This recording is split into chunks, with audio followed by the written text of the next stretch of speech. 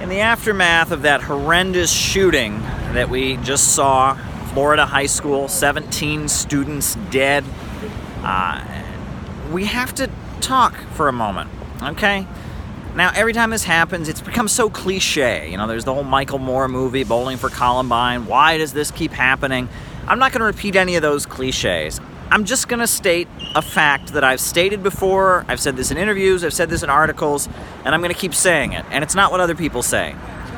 U.S. society is highly conducive to insanity. That's just a fact. The way we function as a country, the values that we are promoting, this is highly conducive to insanity.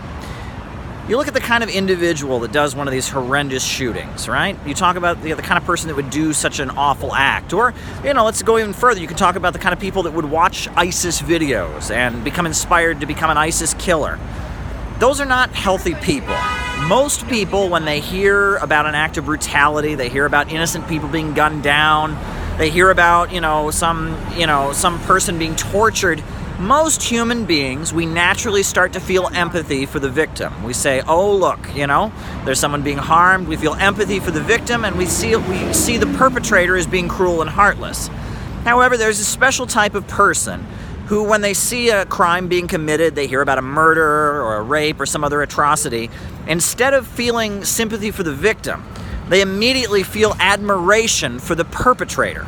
And that's the kind of person that generally does these kind of attacks. I mean, these people, they generally tortured animals as children. They took pleasure in harming little animals. And they're indifferent to other people's suffering, and they kind of admire or glorify those who actively harm other people. That's the kind of people that carry out these kind of attacks, if you look at the profile.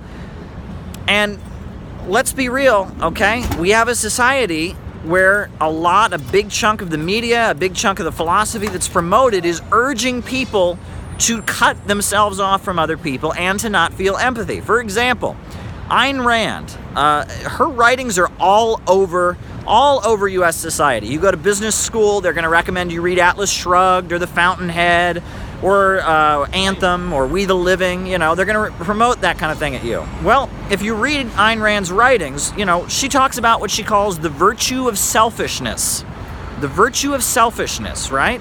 She talks about how the ideal state of being is without any altruism. If you don't feel any compassion for anyone else, if you're just purely selfish and have no empathy or compassion for other people, that you're an ideal human being. So she's idealizing that state of being. Furthermore, her novel, The Fountainhead, the main character, Howard Rourke, actually breaks into the apartment of a woman and rapes her in one scene, and Ayn Rand's narration portrays this as a glorious act, as if this is somehow a good thing to do. Ayn Rand herself, when she just moved to the United States from the Soviet Union, from Russia, she actually admired a murderer in Chicago at the time, a guy named William Hickman, who strangled his wife. And she admired him as someone who refused to conform.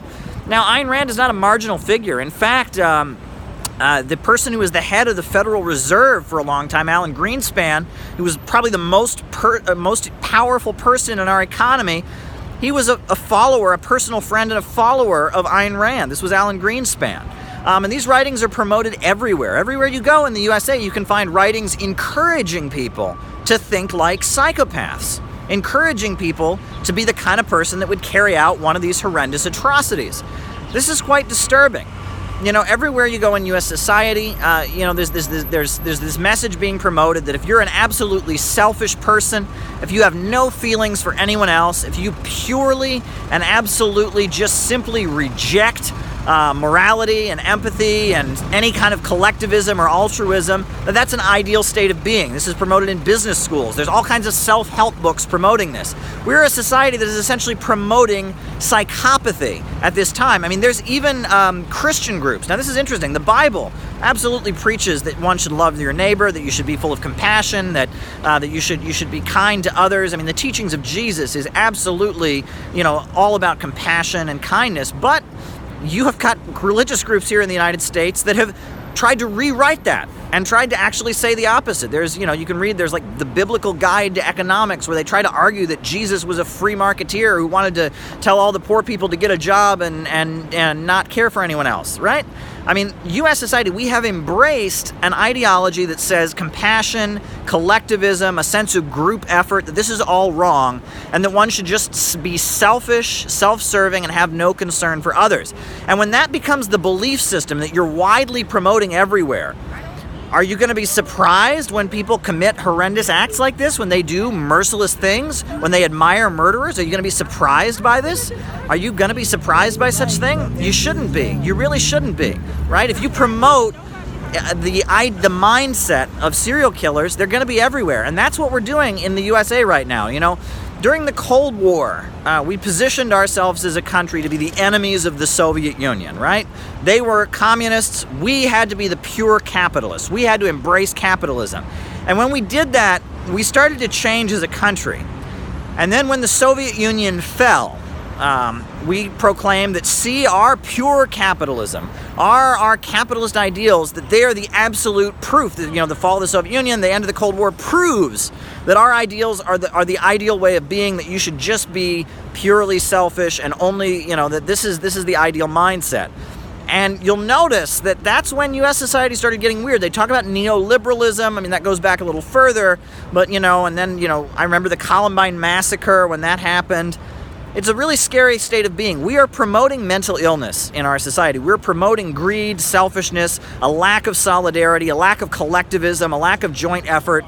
And these ideas are everywhere. We idealize this kind of state of being. And when you do that, it has catastrophic results. You get people who are not right, who kind of pull into that mindset and embrace a side of themselves that they might have otherwise tried to suppress. In a more collective society, people that were like that might learn, maybe I should try to learn to be empathetic. But in our society, we encourage the opposite. We encourage people to be selfish, heartless, and cruel. And when you do that, it has catastrophic results. And let me be clear, these values that they're promoting, this greed is good, this selfishness, this not having empathy, those are not American values. Those are not the values that I grew up with.